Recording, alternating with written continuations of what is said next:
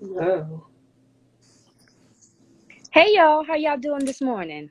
Afternoon, evening. Doing well. Doing well. How are you?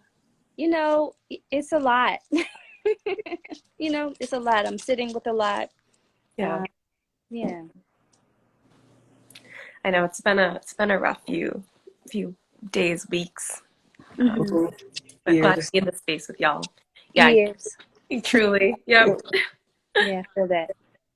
Yeah. But also definitely echo you. Like glad to be in the space with y'all, chatting. Yeah, same here. I'm going to get started in like 1 or 2 minutes. Notifying people that we're here. Um, yeah. Sounds good. Great.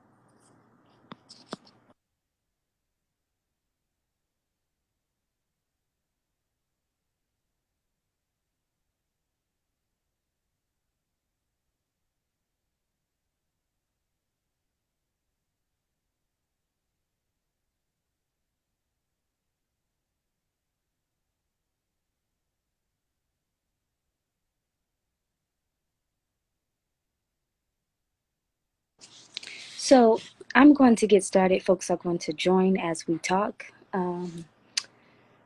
Yeah, and we will share the video so it's up so folks can look at it as they based on their capacity when they're ready.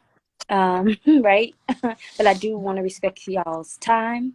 Um, yeah. Hey everyone, my name is Brittany. I am the organizer with Facebook Users Union. We are mobilizing users of Meta, Facebook, Instagram, and WhatsApp with a goal of lifting up the voices of users to demand big tech platforms like Facebook change their business model.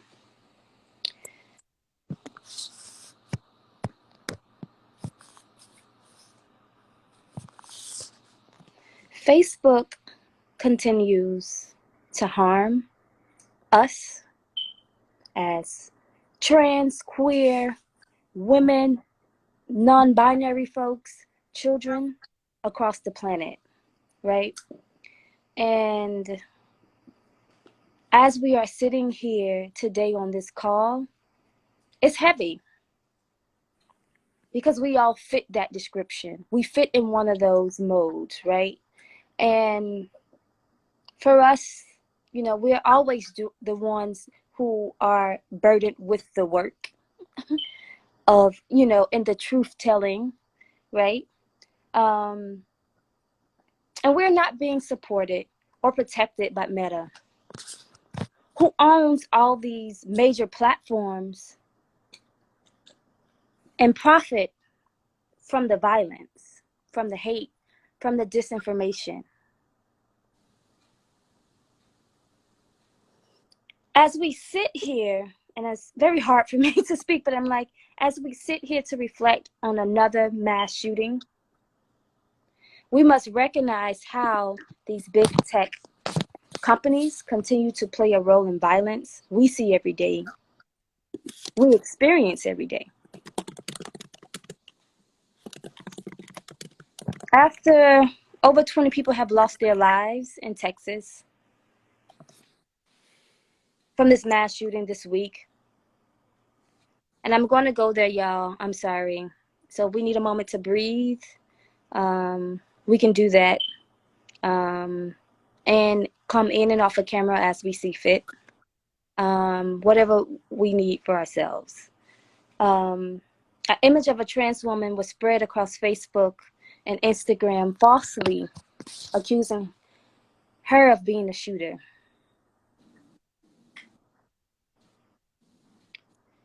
It is not enough that Facebook meets with shareholders when their decisions impact billions of users and 97.9% of Facebook profit comes from us.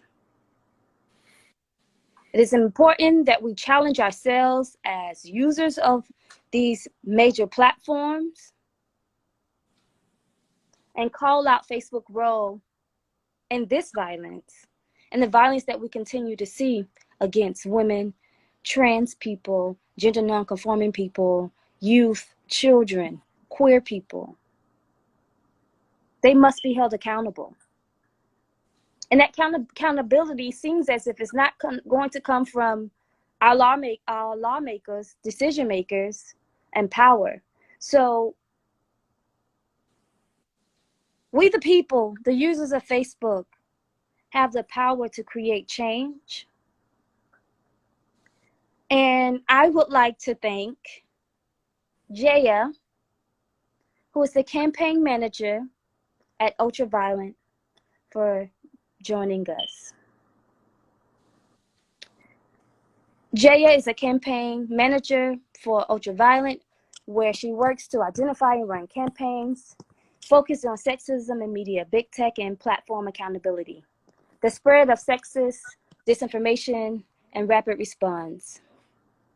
Jaya comes to this work from her past experiences as an organizer rooted in intersectional, anti-racist, and community-based advocacy. And I would also like to welcome Jelani from Kairos Fellowship. Jelani, thank you. From the first day I met you, I want to say I've been saying thank you, and I really appreciate you. Jelani is the director of campaigns of Kairos, where they drive the organization's work to build user power in the fight for stronger regulation of tech companies and the internet. As an organizer, Jelani builds on their lived experience to lead innovative campaigns that mobilize digital leaders across the country. Welcome, y'all. So I would like to ask the first question, which is telling us a little bit about your work. Can you tell us a little bit about your work, your current focus, and the context of your current campaigns? Yeah, I'm happy to kick it off, and let me know if you have issues hearing me. Hi, everyone. I'm Jaya. I use she, her pronouns, and I am the campaign manager at Ultraviolet, where we work on tech, platform accountability work, disinformation, rooted in a feminist and anti-racist lens to really address the sexism and misogyny and racism that is thriving online and in tech. So, our ongoing work is really focused on platform accountability, tech regulation, both calling the platforms to do better. So conversations like this, meetings with the platforms. We actually issued a set of demands that Jelani and Kairos were really instrumental in helping to put together back in November, specifically naming 4 core demands. And also focusing and demanding regulation from Congress and the FTC. So we really take this kind of multi-pronged approach to get at this really big issue. Right now, of course, abortion care and the sanctity of abortion care is what's really front and center on our minds. We're mobilizing around abortion care, specifically the Supreme Court case, Jackson Women's Health Organization, or JHU as we abbreviate it, to make sure that people know their rights and know that abortion is still legal in the US right now. It might not be the case in a few weeks, sadly, across the country. It'll be different in different states, but right now it's legal, and it's important that people know that. So we're really mobilizing around that, both as an organization, but also in a coalition that we're part of with Kairos. We're steering committee members of the Women's Disinformation Defense Project, which is organizing across the gender and racial justice space. specifically mobilizing around the ways in which disinfo and digital attacks really impact women, and specifically Black and Brown women and queer people. So we mobilized around Justice Jackson's Supreme Court nomination, and we were so thrilled to celebrate that.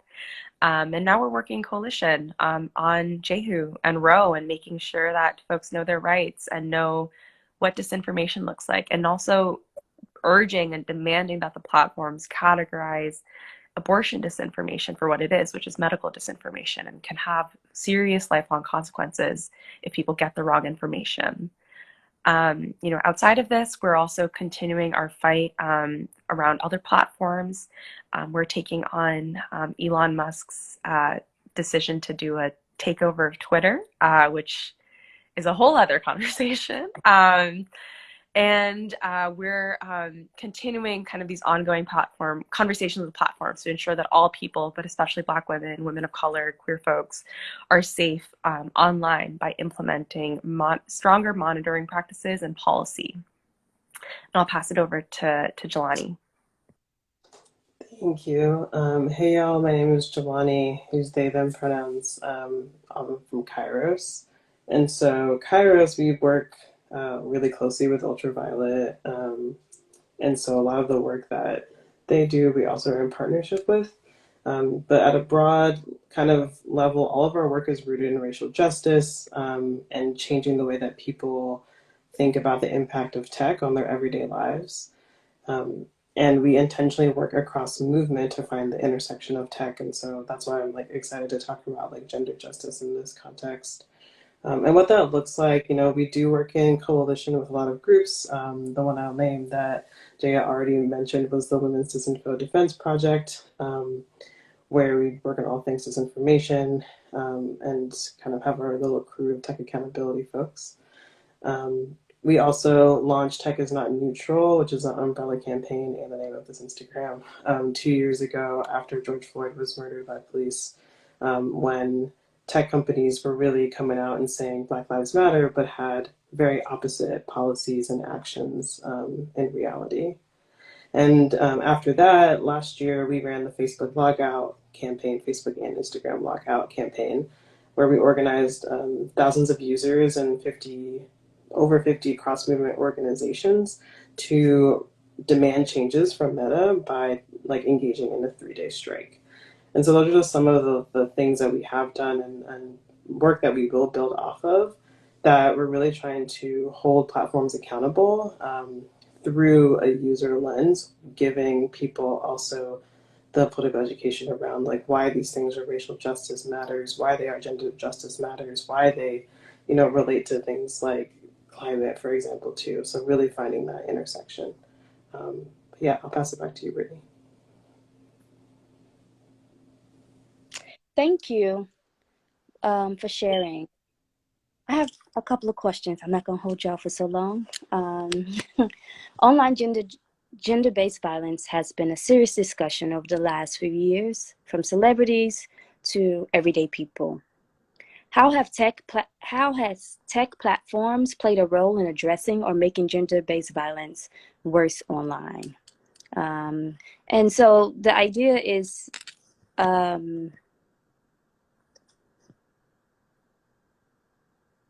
I'll just let you all answer, then I'll follow up. Jelani, do you want to go first? Okay, I think with this question, right, there's so much in it. Tech platforms have done some good work. There have been some meaningful changes, and I don't want to discount the incredible work that I will say Ultraviolet, Kairos, our partners, and the various coalitions like the WDDP or the Change the Terms Coalition have really championed. I will name that. I will brag about that. We've done some great work and in coalition, even with y'all at Facebook User Union.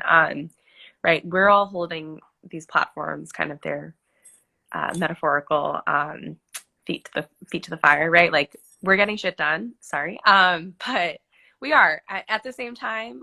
These are giant corporations that have a lot of money, a lot of power, lot of powerful lobbyists to really, they don't have much motivating them to change in that regard. So really, it's the users, right? It's us that can make those changes happen. And so when we've organized, right, we've had some really great wins with Reddit. In the past few years, they've made some really significant and impactful changes to their platform, to their algorithm. A lot of dangerous subreddits like the incel subreddits and other white supremacist, misogynistic subreddits have been removed. But at the same time, there's like a lot of work there, and there are a lot of there's still a lot of harassment. There's still a lot of targeting. There's still a lot of issues that are happening there. Similarly, Facebook and Instagram are pretty notorious for being the worst. We created a report card actually in November 2021, and we gave grades to all the major platforms: Facebook and Instagram, Twitter, Reddit, TikTok, and YouTube. Facebook got the lowest grade. I think it was an F. Reddit got a C plus, which was the highest grade. So we're working at not the best range when it comes to grading. But yeah, like Facebook has made some good changes when we push them. We organized across the movement and got in 2020 for the Georgia runoffs, we got the election poll workers protected on Facebook. So Facebook was able to expand those protections.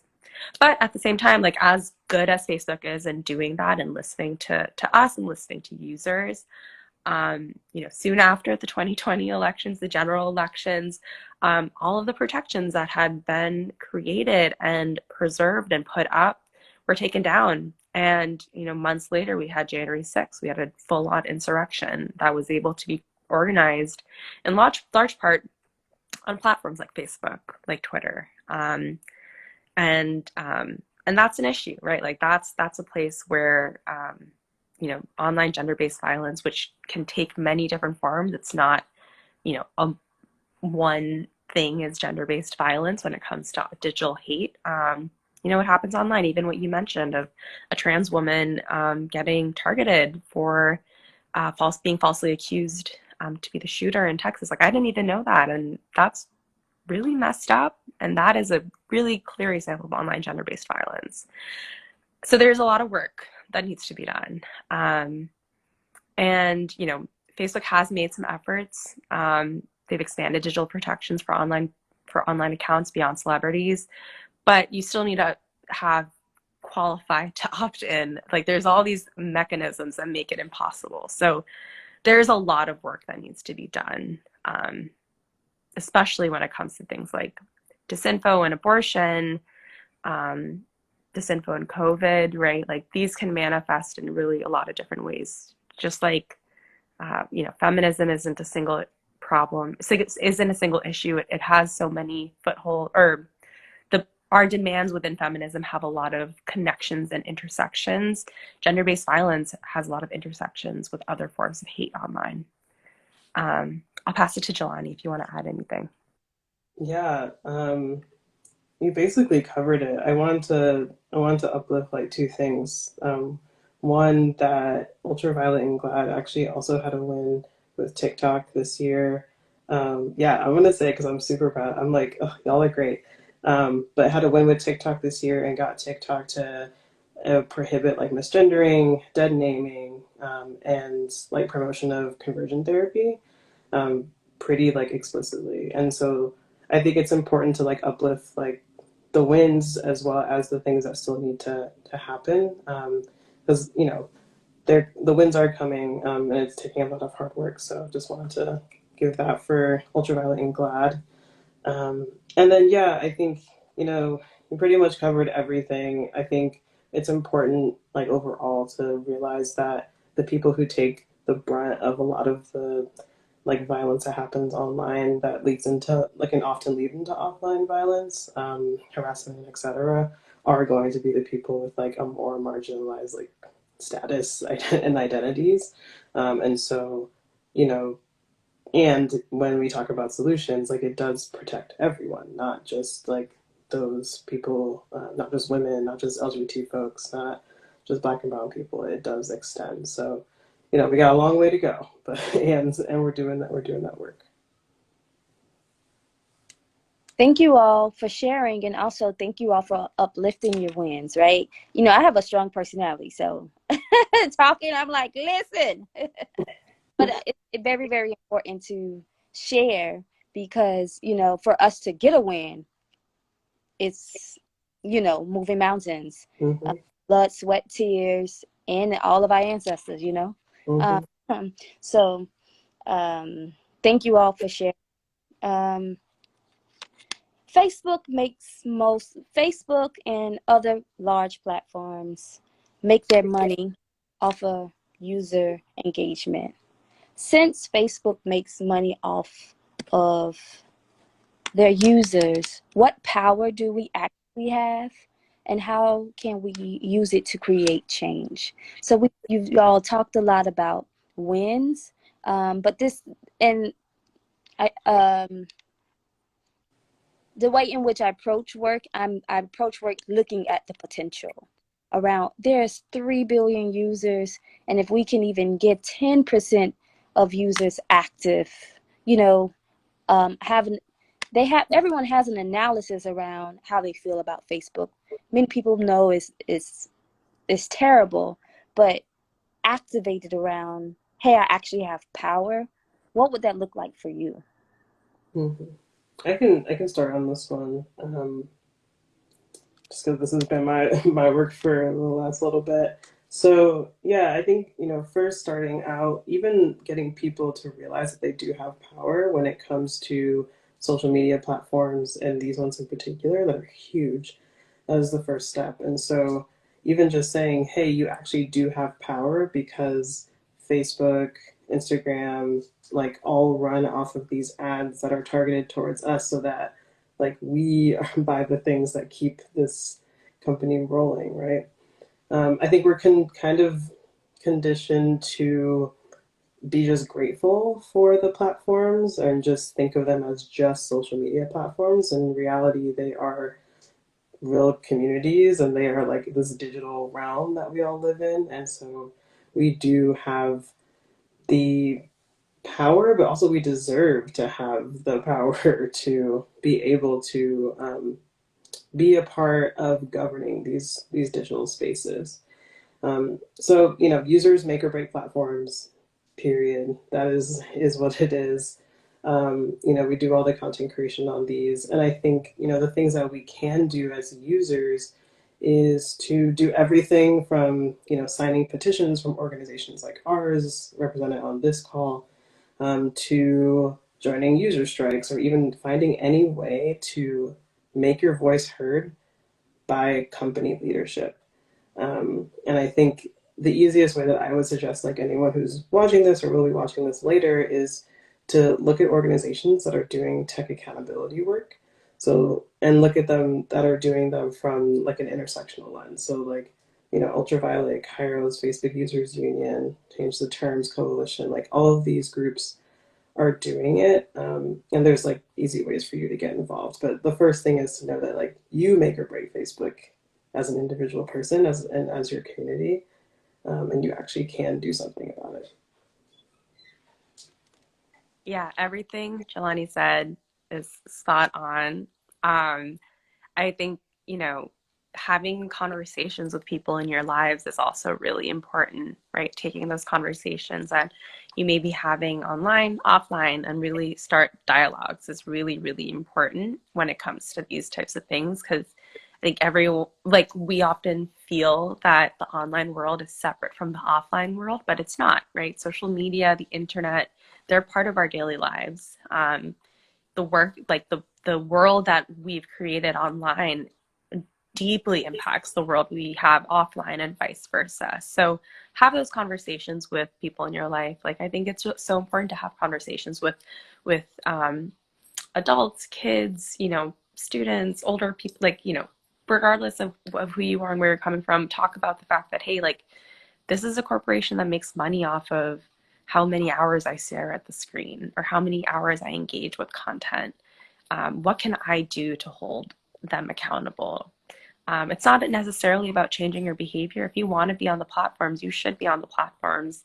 And it should be a space that's safe. It should be a space that's comfortable, that where you don't need to be worried about being harassed, or you don't need to be worried about getting doxxed, or you don't need to be worried about getting trolled, right? Like that is the idealistic version of the internet that I think people really started with. And the version we have now is not that. We want it to kind of get back to that if we can. So yeah, that would be my advice. That was amazing. I have two more questions. I'm not gonna hold y'all for so long. My next question is around what are some innovative ways, strategies, tactics you have seen used or seen to address gender-based violence online, and it can also be ways in which we keep each other safe, right? What are some ways y'all are exploring keeping each other safe and or supporting on the ground work that's happening?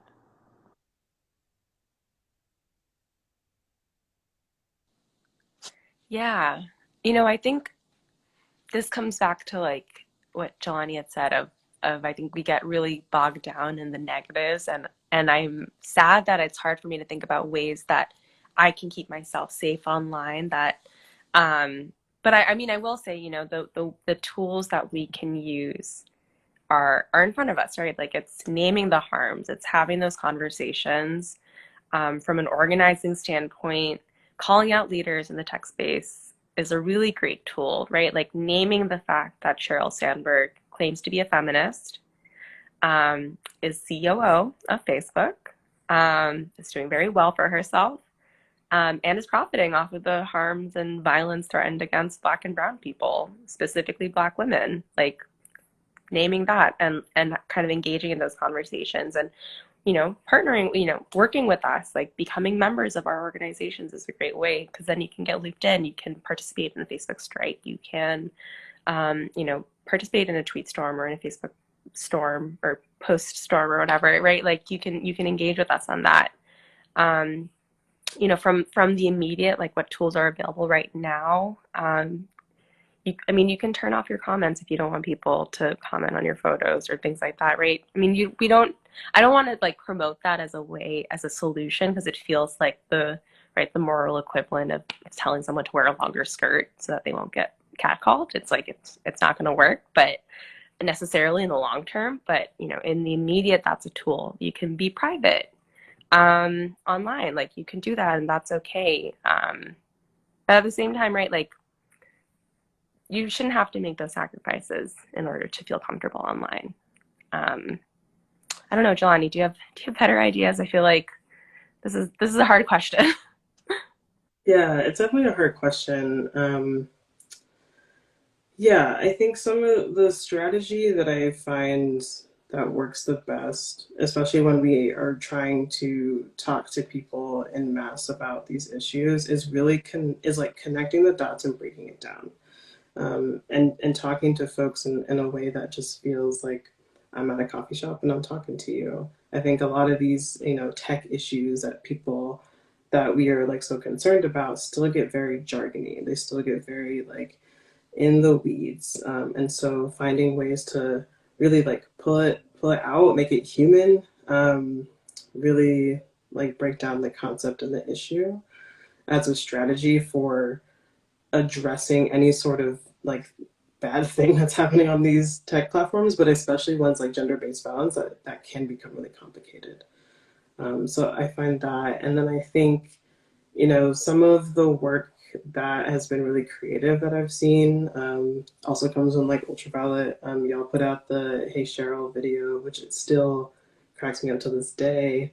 But I think is like really powerful of like finding the targets that make the most sense for your organizing. And in this case with Meta, if we're talking about gender-based violence, it makes sense to target Sheryl Sandberg, um, and really like speak to her as like, hey, you like are leadership here, and you also are kind of like representing women here, and so like, what are you going to do to protect folks? And then yeah, I think there's a lot of like a kind of like a side thing. There's a lot of like digital security stuff that folks can do on their own platforms and their internet presence that can help on a like individual everyday level. But as far as like systems change, we just keep working at it and we keep trying to explain to people what's going on in a way that brings them in and activates them. And the one thing I would also add is like learn how to discern what disinfo is and looks like. Like it's really hard to, especially the way in which like bad actors will create disinformation graphics and stuff. Now it's especially hard, or like articles. But take the time to really, read something and figure it out. Like see if it is disinformation, and see if it is like targeting for you to like walk away with this very specific ideology or perspective. Um, and read trusted news sources, right? Like read sources that can be trusted, and aren't necessarily, don't have an agenda behind them necessarily. I think is a good tool. On our Instagram, on Ultraviolet's Instagram page, we have like a mini um, like series carousel with like how to tell if something's disinfo or not, which is like a good 101. But you can definitely get more in the weeds about it if you want, and I encourage you to do that as well.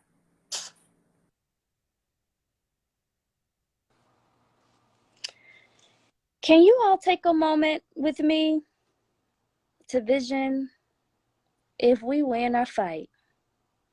How would a world with gender justice, gender liberation, online, offline, look like, feel like, be like? What would our tech platforms look like? How will we engage? Our engagement online look like? I just want to throw that out before we end.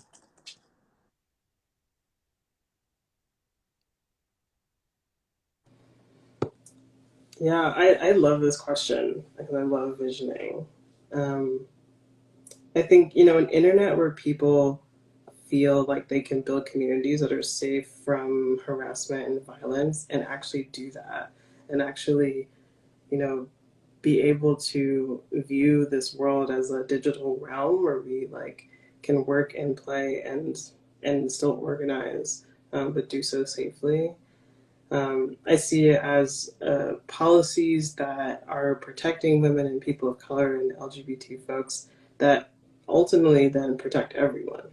Um, and I think what is I like the like what it feels like, what it moves like, and every time I envision it, I'm like it's rainbows, and it's like sunshine, and that is what this internet looks like, where like everyone is actually thriving and able to be here and feel good about it. But yeah, what about you, Jay? Yeah, everything you said, it is rainbows, it's sparkly, there are unicorns, it's great. Yeah, it's a place where you're not afraid about the information you're engaging with. Regardless of the languages you speak, regardless of where you are in the world, it's somewhere. It's a version of the internet where you can engage with it safely, comfortably, um, like with excitement, and not fear. Um, and I'm also thinking about like the workers, like right, like the people who make these platforms possible. Like they should also feel that comfort and that safety and that security. Particularly like content moderators who have to look at all this like horrible, disgusting stuff and have to decide if it should be removed or not, right? Um, like we also need a version of the internet where the workers on these platforms are guaranteed their worker rights, can unionize, have benefits, have access to healthcare and mental health care. Um, so yeah, I'm imagining that. I want that because I think that'll ensure that, or help to at least move us towards a world where gender justice is a reality online and offline, and where like gender-based violence online is is seen as weird and seen as not appropriate and shouldn't be there. Yeah.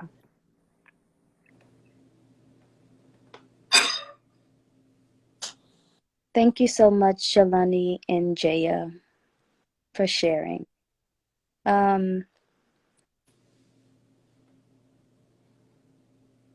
Yeah, I'm just sitting with a lot that you all have said, and I'm so happy you all joined this conversation.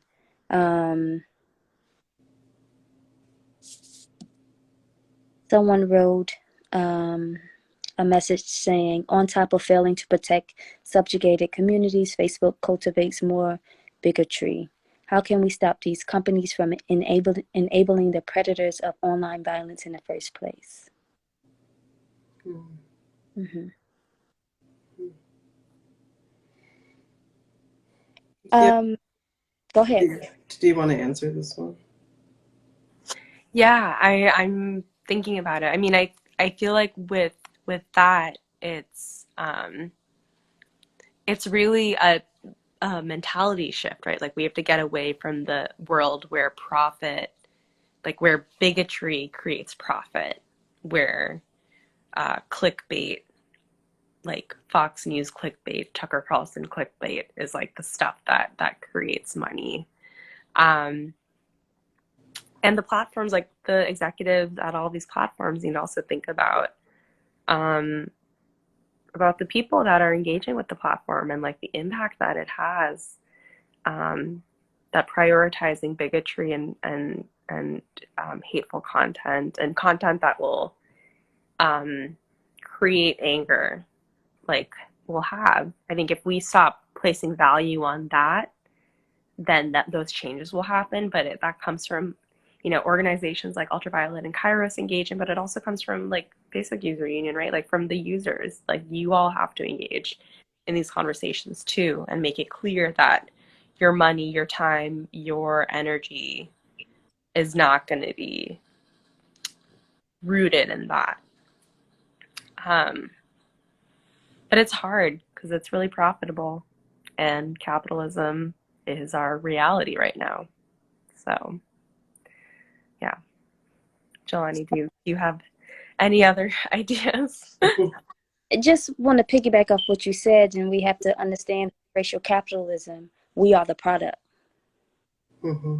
right? And racial capitalism is also tied to slavery, bodies, and violence, all of these things. And so the perpetuation of bigotry is also the perpetuation of what this country was built on. Mm-hmm. I don't think I have anything to add other than, just pluses to what y'all have said and the power of like the collective. So as we, as you were asking the question around what do we do, like there's probably other people or other people that who could be asking that same question. So bring them along and we will, organize together because there's a power of the collective and a power in creating a drumbeat that we just keep beating and don't stop until we are, making some of these bigger wins.